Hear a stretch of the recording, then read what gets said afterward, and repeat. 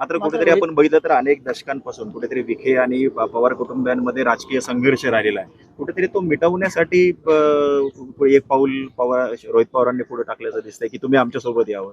नाही, आता त्यांना काय वाटतं किंबहुना त्यांची काय भावना असेल हे मला माहिती नाही. त्यांच्याकडे माझा फोन नंबर आहे. त्यांना वाटत असेल की माझ्याशी त्यांनी चर्चा केली पाहिजे तर मीडियामध्ये न जाता त्यांनी मला फोन लावावा. मी त्यांच्याशी बोलू शकतो. कारण की यापूर्वी देखील मी खासदार असताना आणि ते तिथं आमदार असताना तालुक्याच्या विविध प्रश्नांवर आम्ही संभाषण केलेलं आहे.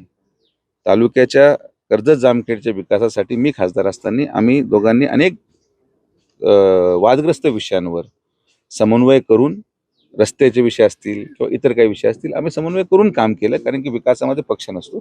तर त्यांना असं काही वाटत असेल, मला त्यांच्याकडे बोलवण्याचं काही त्यांची इच्छा असेल किंवा त्यांची भावना असेल तर ते मला त्यांनी मोबाईलमध्ये संपर्क करावा. त्यांच्याकडे माझा नंबर आहे, त्यांनाही माहिती आहे. मात्र कुठेतरी आपण बघितलं तर अनेक दशकांपासून कुठेतरी विखे आणि पवार कुटुंबियांमध्ये राजकीय संघर्ष राहिलेला आहे. कुठेतरी तो मिटवण्यासाठी एक पाऊल रोहित पवारांनी पुढे टाकल्याचं दिसतंय की तुम्ही आमच्यासोबत यावं.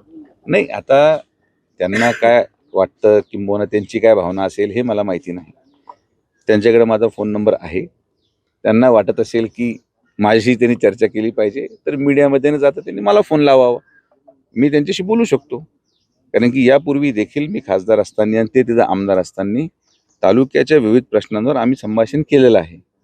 तालुक्याच्या कर्जत जामखेडच्या विकासासाठी मी खासदार असताना आम्ही दोघांनी अनेक वादग्रस्त विषयांवर समन्वय करून रस्त्याचे विषय असतील किंवा इतर काही विषय असतील आम्ही समन्वय करून काम केलं. कारण की विकासामध्ये पक्ष नसतो.